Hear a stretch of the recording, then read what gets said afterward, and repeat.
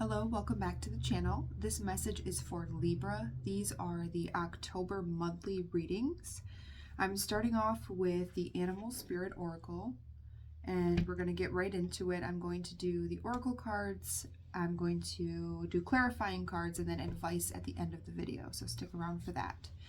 Now, on the bottom of the deck, we have Stag Spirit take the lead, the number 58.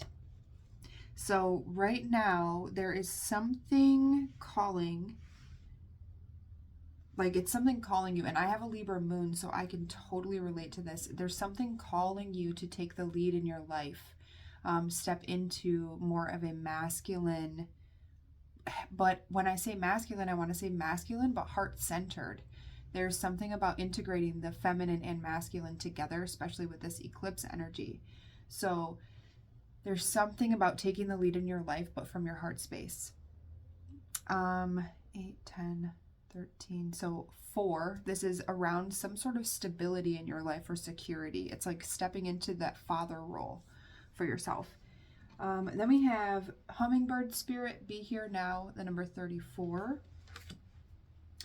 There is something about your presence that is being called right now. So being present in every moment, understanding the miracles and gifts and having gratitude for the present moment.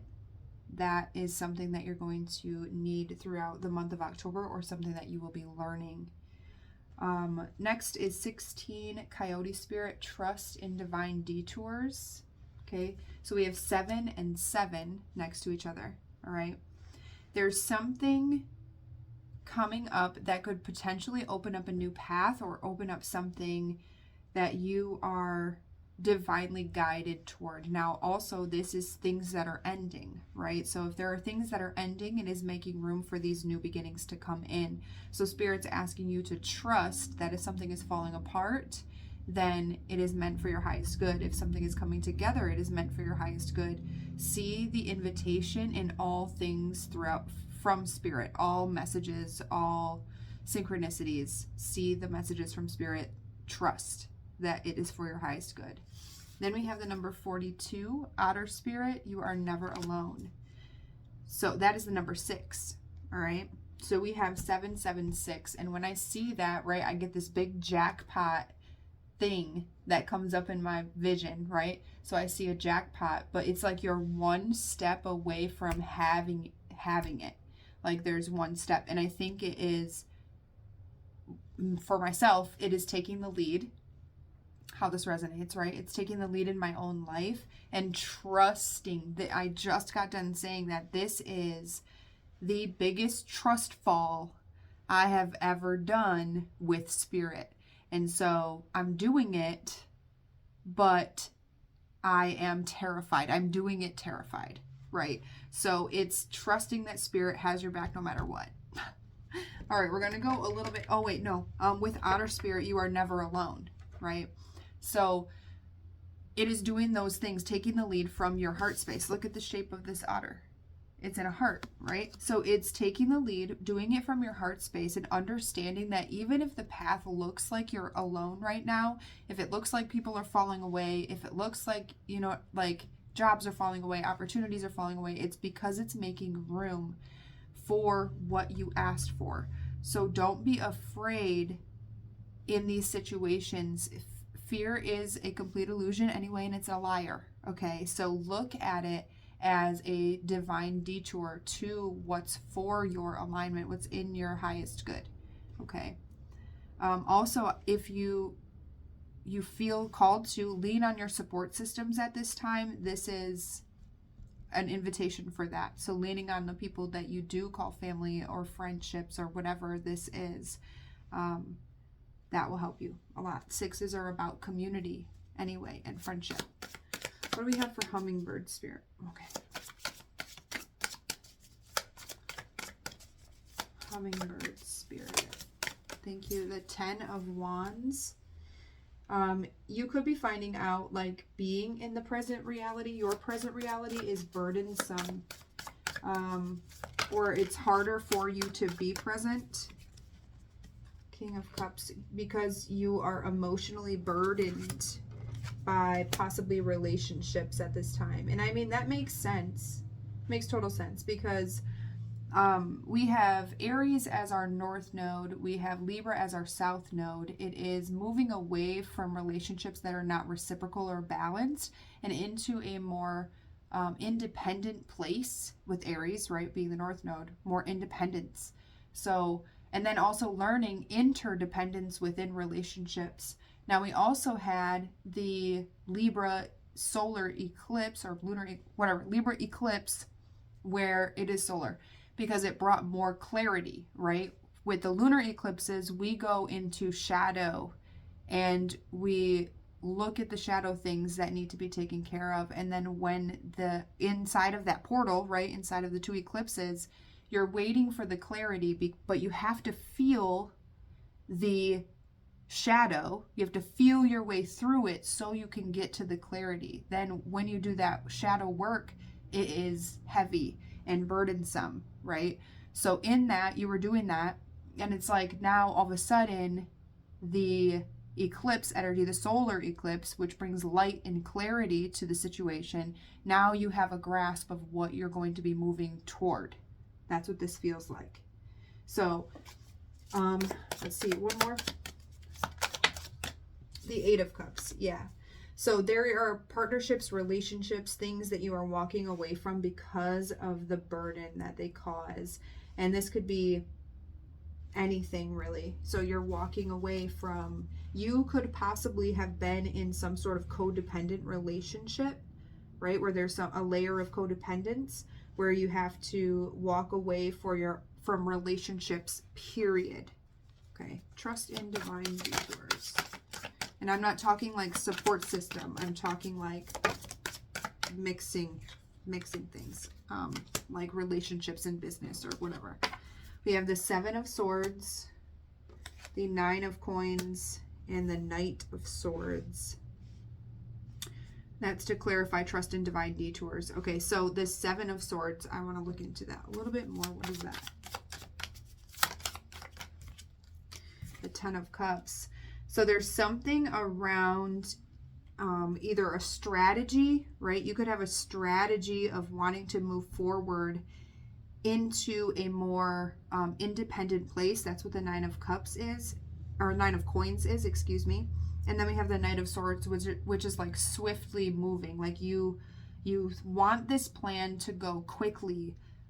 You want to go to your fulfillment, emotional fulfillment with the Ten of Cups, right? Really quickly. But it's like this has to be a long-term plan. Like you'd be kidding yourself if you think it was going to go really fast. That's another message I heard. Maybe you're not fully grasping what, like all of these people falling away, right? All of these things that are falling away because they are burdensome. Maybe you aren't 100% sure what your happiness is. And you could be doing work around that as well. It's like all of the paths were cleared. All the pathways were cleared of the obstacles. And now you have multiple paths to choose from, but you aren't 100% sure what truly would make you happy. But you really want to move in this direction. Like you really want to have movement. You are never alone. Thank you. Yeah, we have the Devil, the Ace of Wands,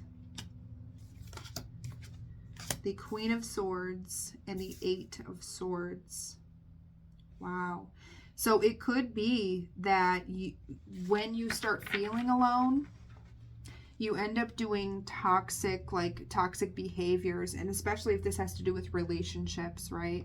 So there's some sort of attachment or toxic something that's going on, possibly around intimacy, or there's like a blockage with intimacy or something, or there was something that was,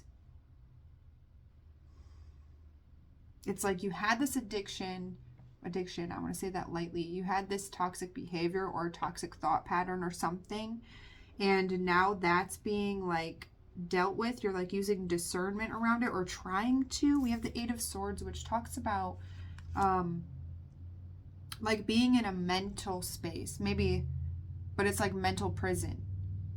Like you're the only one that can get yourself out of that, but you have to sometimes make choices, right? You have to make choices to get yourself out of that. So it's like you want to cut this away possibly, but you aren't 100% sure how. You want to start like a new foundation. Now this could be someone around you too. This could be someone you're dealing with, right? So like take it how it resonates for you guys. I'm going to pull some advice cards here.